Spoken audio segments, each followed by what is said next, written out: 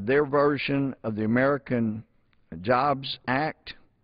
And if I might inquire of the Speaker for parliamentary inquiry, if there are charts around on the floor, can anybody use those? The gentleman is free to use the charts. Okay. Thank you, Mr. Speaker. Because I was seeing my friends across the aisle using a chart that said the American Jobs Act, and it makes a wonderful chart if it's still on the floor, because that's what we're talking about, an American Jobs Act. The President kept saying, pass it right away, act now, pass this jobs bill, pass it right away, pass it again right away, pass the bill right away, get back on their feet right away if we pass the bill. Anyway, just on and on, pass the bill, pass the bill, pass the bill. So I heard the speech, got a copy of the speech, and I like to highlight stuff where I can find it easier. So we've got all these pass it now, pass it right away stuff highlighted. Well, where is it? We were told pass it now, pass it right away. Well, we did that. We heard the speech Thursday night. We didn't get a bill Friday. We didn't get a bill Saturday. Obviously, it can't be filed Saturday or Sunday if we're not in session. Didn't get it, though, through email. They send us stuff when it's needed, but nothing Saturday, nothing Sunday. Monday, we were inquiring of the White House by email, by phone, look, when are you going to let us see what this bill we got to pass last week is? And we finally got a copy, and I was up till 5 a.m. Tuesday morning going through it, tagging it, highlighting it, being staggered by the stuff in here that will kill jobs instead of create them, other than the jobs that are created for the government that will help kill the economy. I couldn't believe this was being called an American Jobs Act. But it was not a surprise to me even at noon today when we inquired and found that no one had been willing to file an American Jobs Act in the House of Representatives. It had been available. The President had been talking about it since last Thursday, but nobody had been willing to actually file that bill in the House. And I had been through the President's American Jobs Bill, and I am absolutely convinced, absolutely no question, this will hurt our economy. It creates massive, bigger government intrusion. If you like Freddie and Fannie Mae, you will love the new, let's see, my tag for that. That's the American Infrastructure Financing Authority. What a wonderful government creation that is. And we're going to provide billions and billions of dollars to create this new government entity. But not to worry, these are people that will be running it that really know what they're doing, right? Because the Secretary of Transportation is going to be in charge. And I do know the Secretary of Transportation right now, and I like him very much. He's a good guy. But nonetheless, we're creating another government nightmare called the Transportation Infrastructure Financing Authority. Unbelievable. You would have thought we would have learned a lesson. But not to worry, these are people that will be appointed by the President. Some other people here in Congress can throw in some recommendations, but they're appointed, 7 members, the 7 voting members appointed by the President. So that'll be wonderful. They'll run all our infrastructure requirements for us. And, of course, the President will appoint the Chief Executive Officer. And we can know, having been a history major in college, I do believe that the best indication of future performance is past history, past performance. And we know that with the auto czars and the private committee composed of a bunch of auto czars, I read somewhere that not any of them had ever worked in the auto industry at all, and most of them didn't even own a car. Nonetheless, they had put them in charge of our auto industry. That kind of scares you when you think about it, and you think this is the same guy that's going to appoint all these people to run the brand new Transportation Infrastructure Financing Authority, or American Infrastructure Financing Authority. That's AIFA, and it is just another nightmare. It's going to help bankrupt America quicker than this administration's already been doing. And I know people like to throw blame around. There's plenty of blame to go around, because I know in 2006, I was on this side of the aisle hearing people stand up at the Democratic microphones saying what I knew to be true. They were right. We had no business spending $160 billion more than we took in. That was un-American. It was outrageous. This body had no business authorizing expenditures of $160 billion more than we took in. They were right. The Democrats were right when they said we should not spend in a year $160 billion more than we took in. Nowadays, people like to say, well, it's Afghanistan and Iraq that have broken this country, made us bankrupt. That's not the case. We were in Afghanistan. We were in the worst part of the expenditures in Iraq during those days, and we overspent what we had coming in by about $160 billion.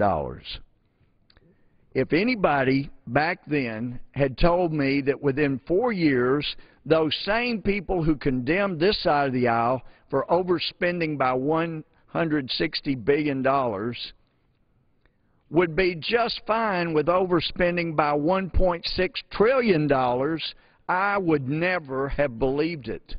I just wouldn't have been able. There is no way with the speeches that were given here in 05, 06, 07 about the Republicans' irresponsibility in 05 and 06, my freshman year, over $160 billion more being spent than we brought in, that they would have any nerve or ability to stand up and say, I'm voting to spend $1.6 trillion more than we're going to take in.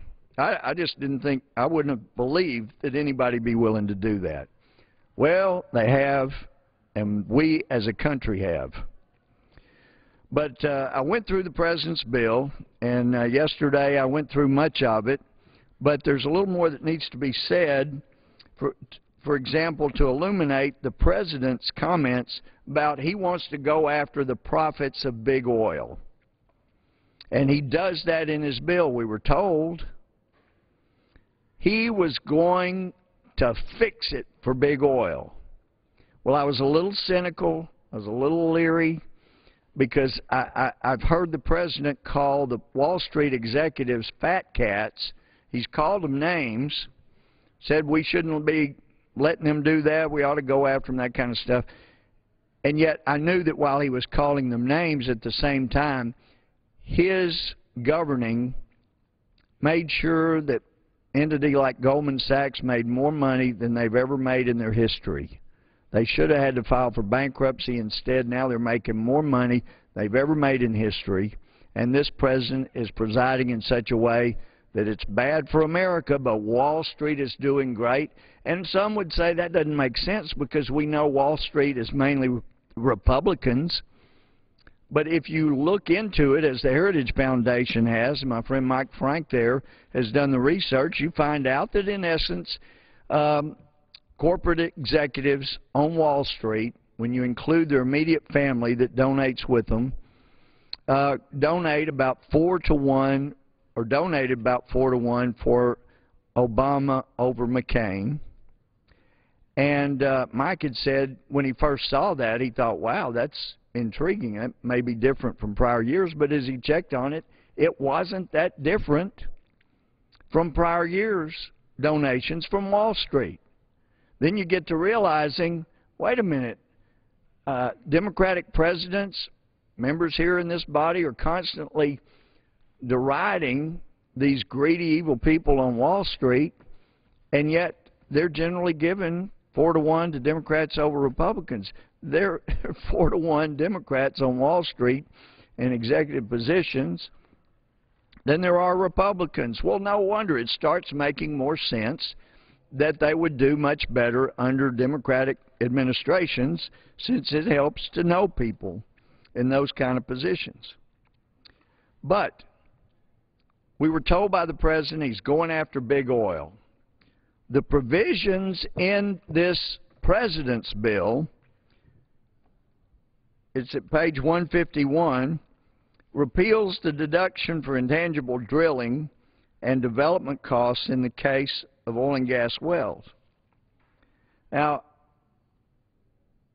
the bill has a dishonest word here. It says repealing oil subsidies.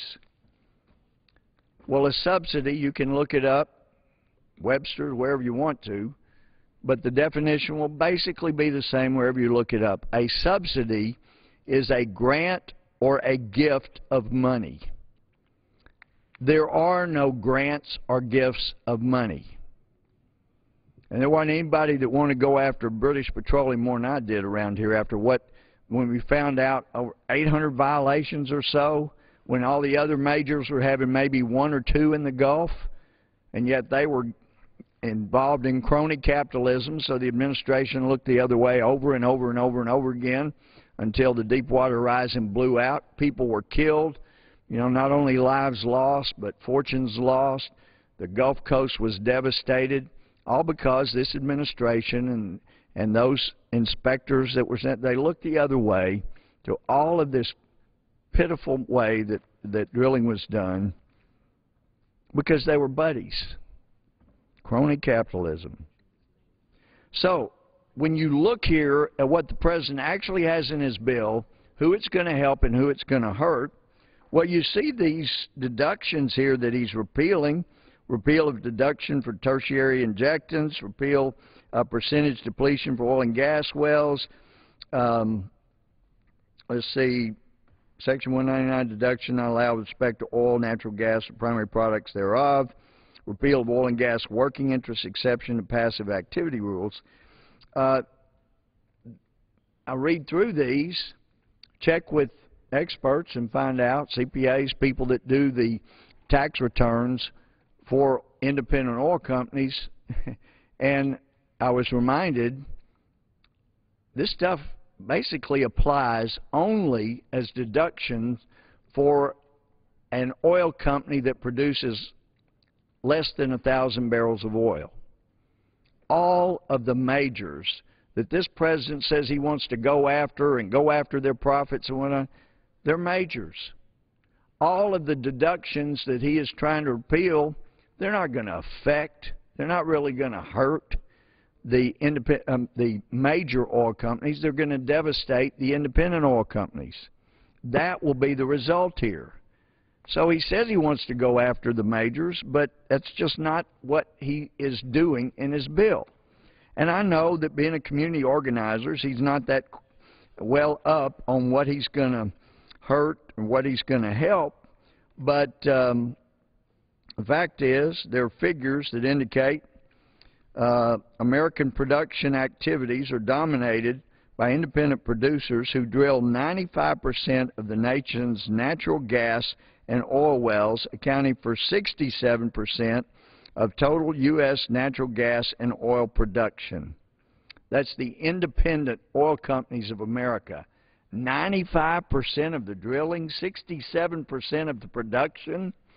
It's not ExxonMobil, it's not Shell, it's not British Petroleum. It's the independent oil companies in America. And who are they? They're people that cannot go to the banks for the most part to get a loan. Any bank that would loan an oil company money to drill a particular well is probably going to get shut down, because chances are, in most cases, you can't be, chances are, certainly the investments I've had, you're more likely to have a dry hole than you are to hit anything that's really going to be of sufficient productive nature. And so, of course, once you've established a field, the odds go up dramatically.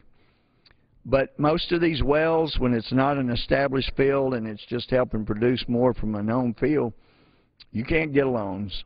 The only way independent oil companies have to be assured of being able to drill oil wells is not to go get a loan.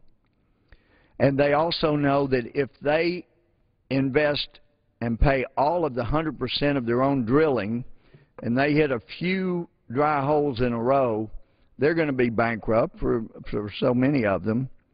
So what most independent oil companies do, they do studies geologically. They have to hire geologists.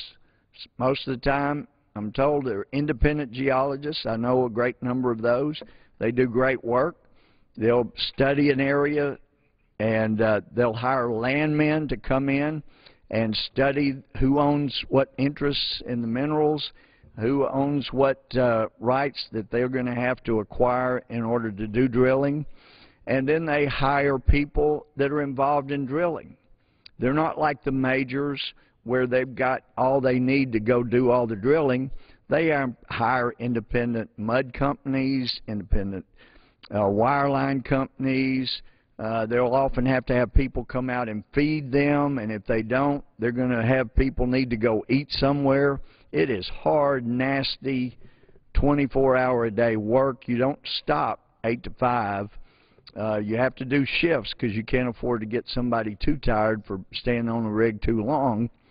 But they employ millions of people. They cause the employment of millions around America, even though there aren't that many that actually work on the wells themselves. They create jobs. They don't just save them like this president says he's been doing. And so what's the president doing? He, in his bill, is not touching. He's not going to hurt the big oil companies.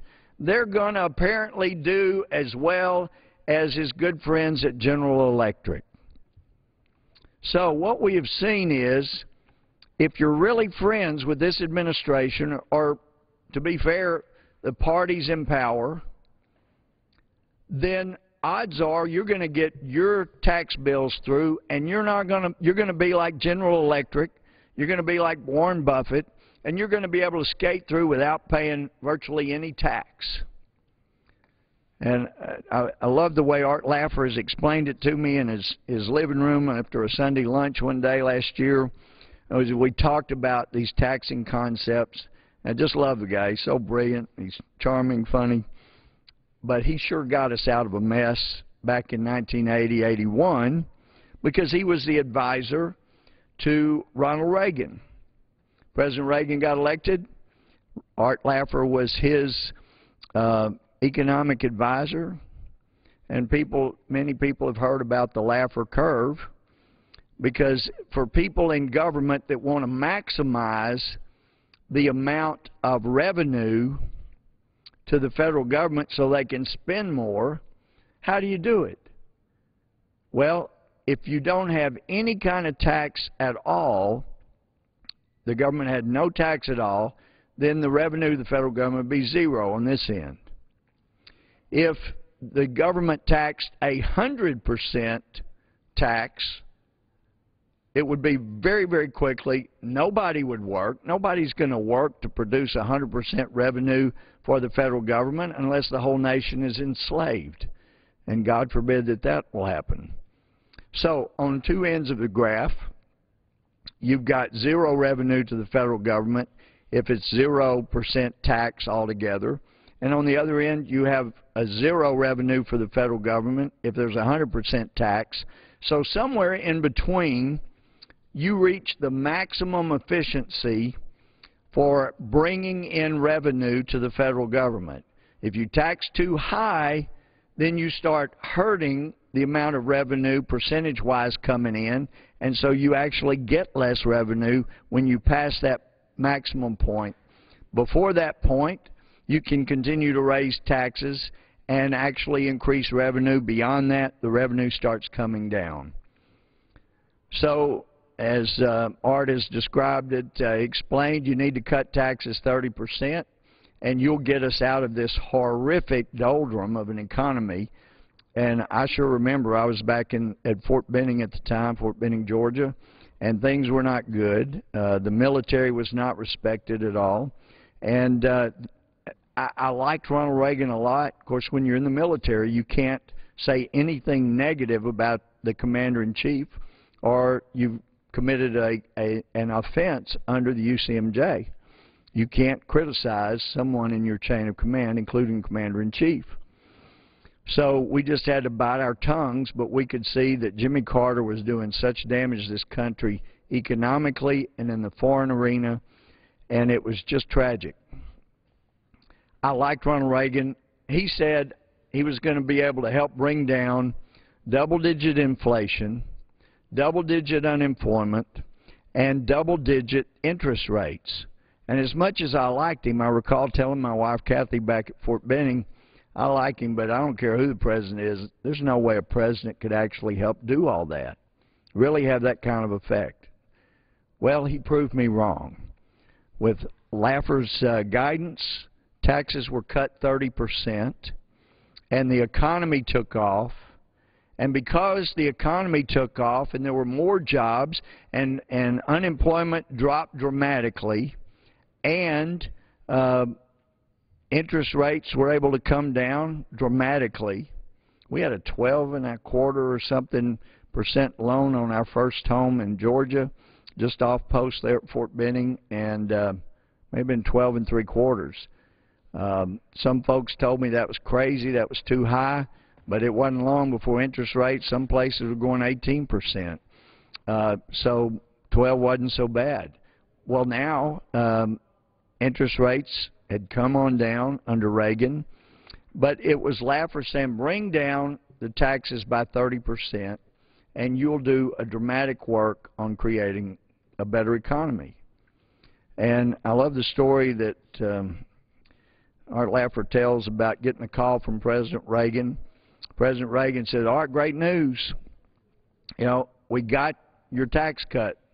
And he's, in essence, this is my paraphrase, "Well, that's great, Mr. President. Congratulations." He said, "Well, Art, you don't seem excited. Why aren't you excited? This is great news. We got the tax cut with the Democratic House and Senate. They're going to cut it 30%. And he said, "Well, yeah, congratulations, Mr. President. That's great." He said, "Why aren't you more excited?" He said, "Well, Mr. President, I understand you're going to cut it like 0.5% the first year, then 10% the next year, and then another 20% the third year." And he said, "Well, that's the deal we had to cut with the Congress. We couldn't get all 30% at once." And as I recall, he said, "Well, Mr. President, it was something like, let me ask you this. If you were going shopping and the place you were going to go shopping had a 1% sale this month, and then 10% sale next month, and then 20% sale the next one after that, when are you going to go shopping?"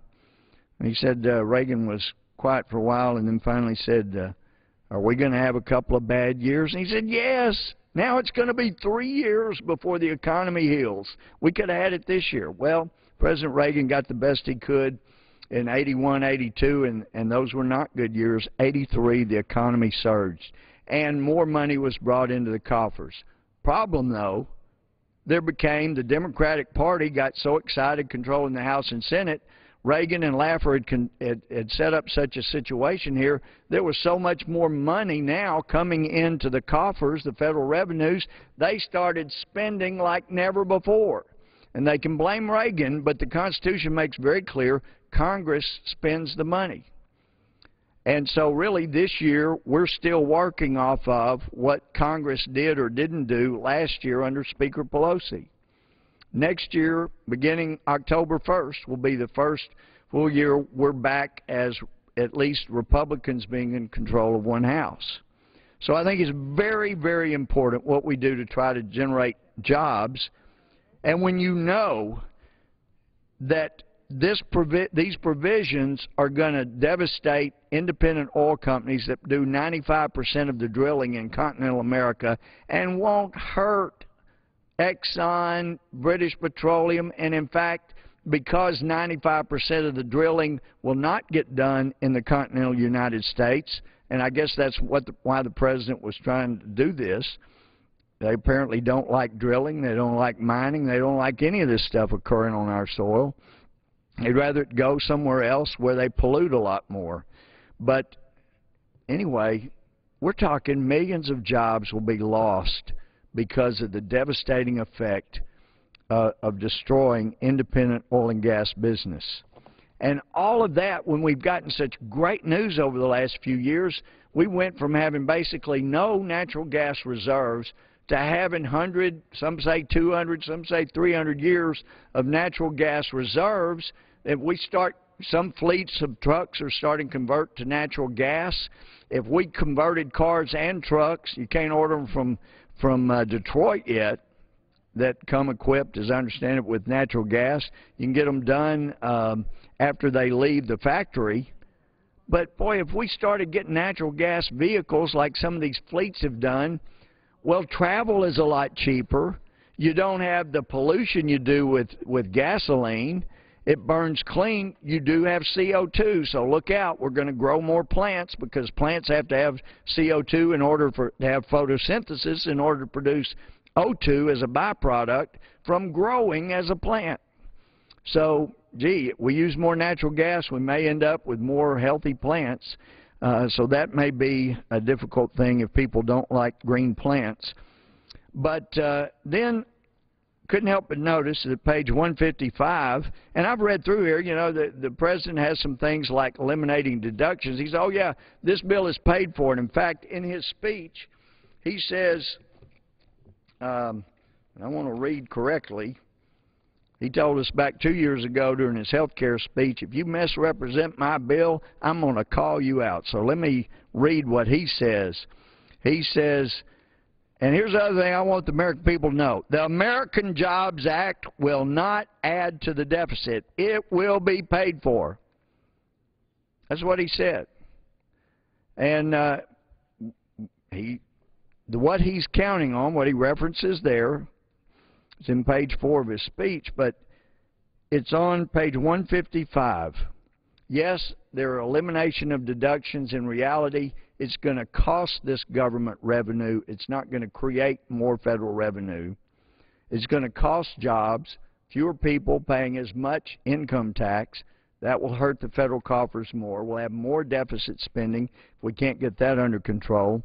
But we just passed a deficit bill I didn't support because it didn't have adequate cuts in there. There was no restraint on spending that was really adequate.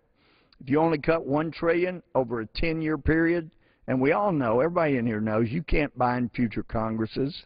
So all the cuts that do not occur within the next year, year and a half, there's no reason to think that they will happen. You can't bind future Congresses. So anyway, even if we did cut $1 trillion, not much the next year, but gets heavier toward the end of the 10 years, if we were to cut $1 trillion over 10 years, and we were to do that every 10 years, then within exactly 150 years, we will finally balance the budget, and we will have only added $120 trillion to the 14.3 or 14.6 trillion that we run up in deficit spending now. If we were able to reach this wonderful goal of $2 trillion in cuts in the next 10 years and do that every 10 years, then we can balance the budget in only 80 years. And we'll only add around $72 trillion in additional deficit spending to our deficit.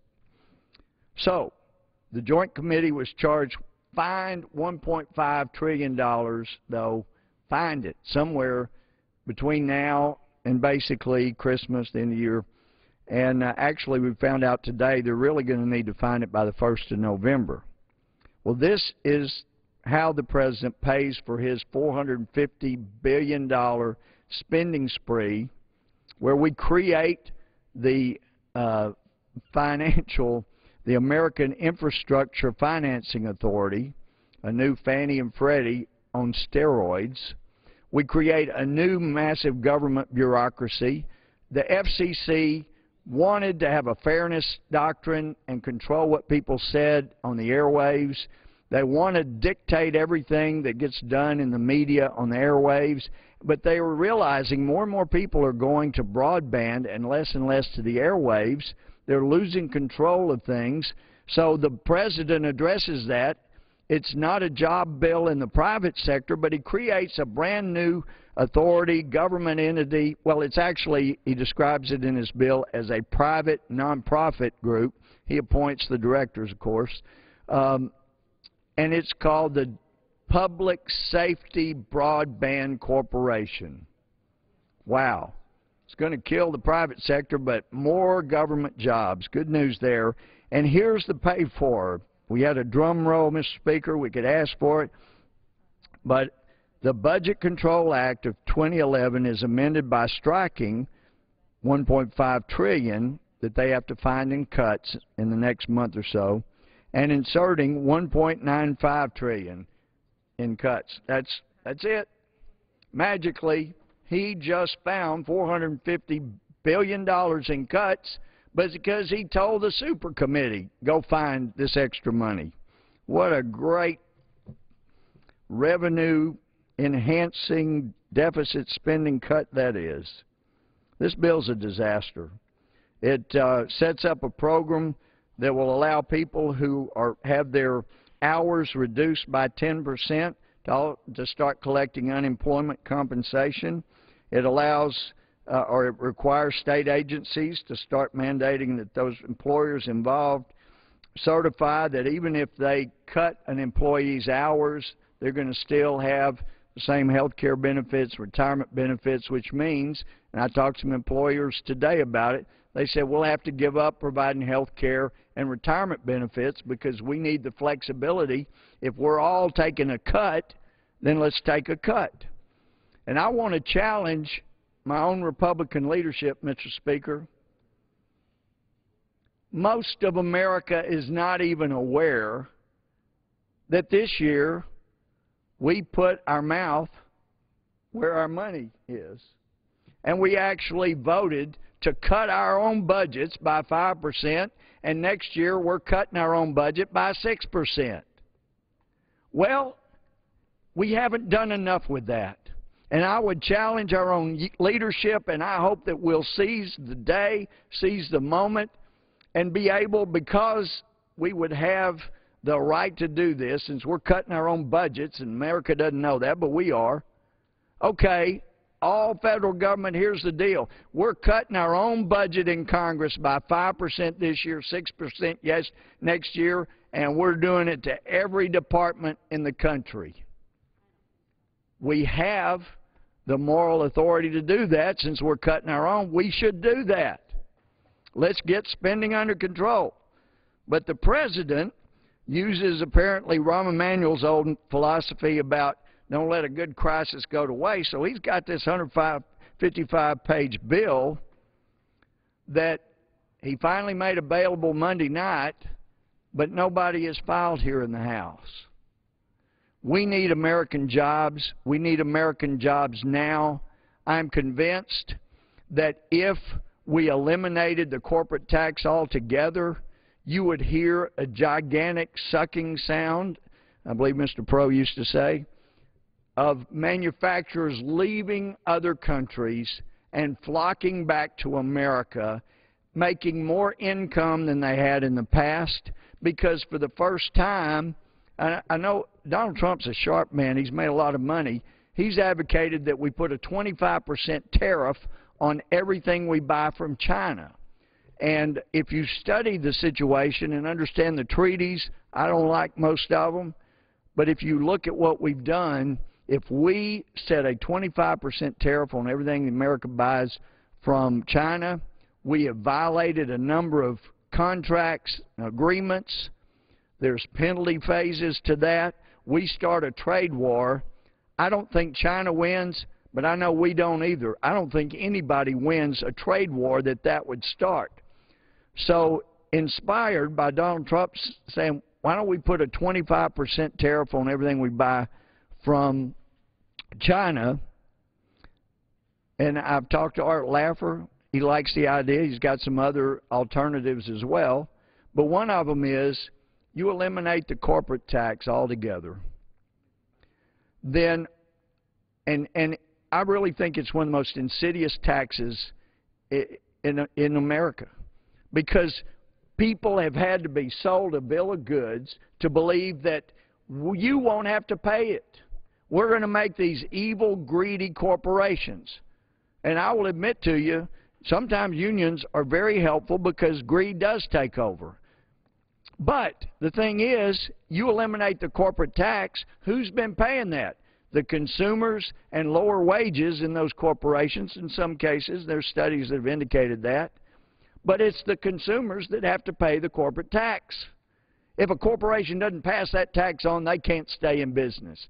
You eliminate the corporate tax, you'll have jobs flooding back into America.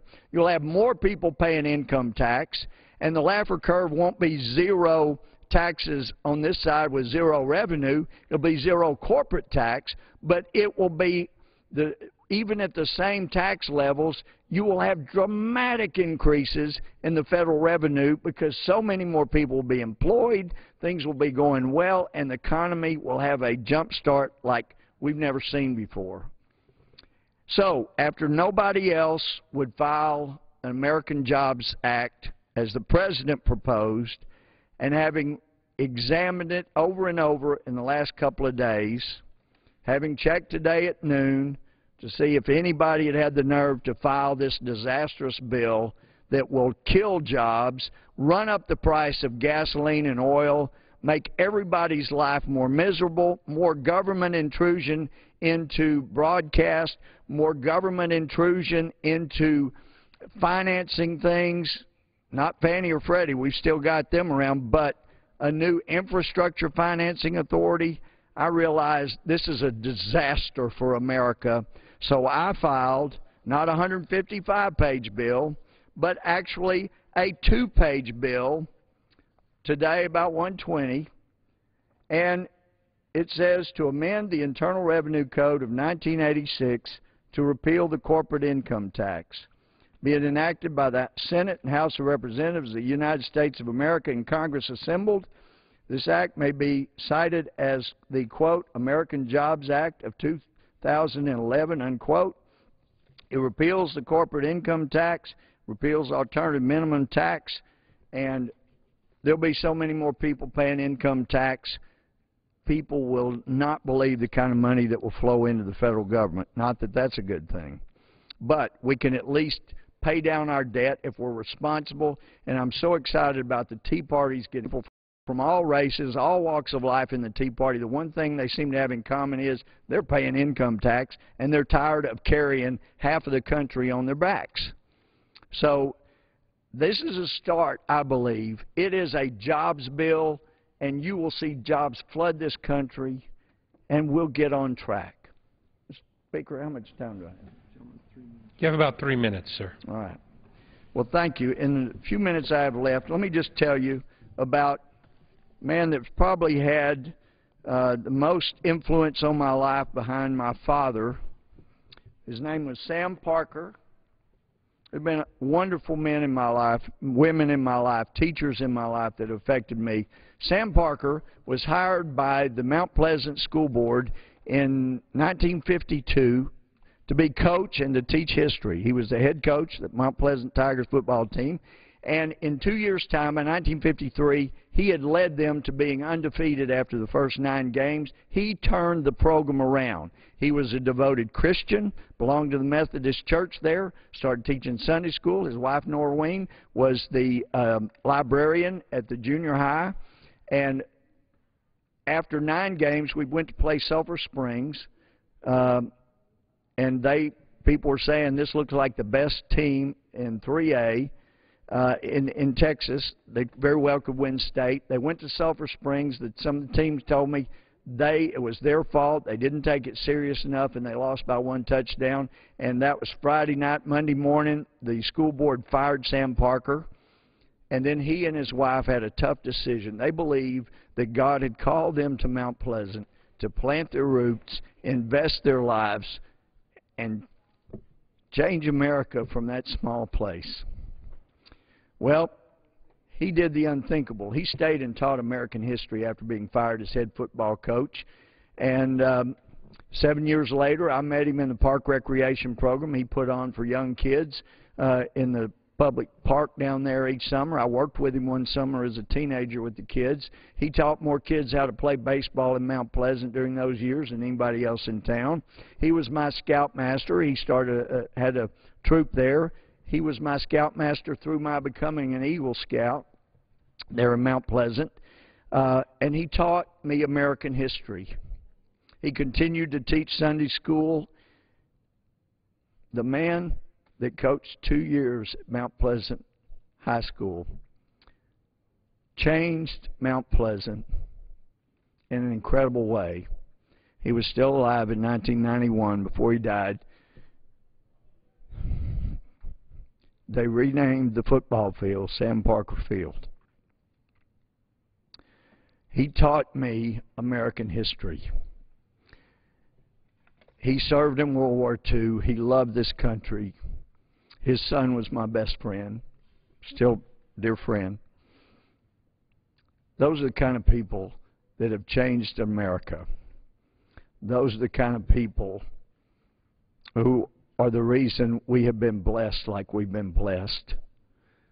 And if we don't have more people willing to put pettiness aside, goofy ideas that enrich their cronies, goofy ideas that increase power for some people, but get back to what made America great, we're going to lose this country.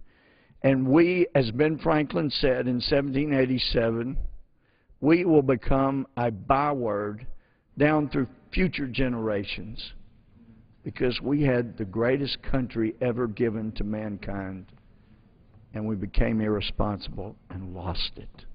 It's time for major changes, and with that, I yield back. Pursuant to Clause 12A of Rule 1, the Chair declares the House in recess subject to the call of the Chair. The House gavels out for the day. Earlier, members took up a bill dealing with international religious freedom.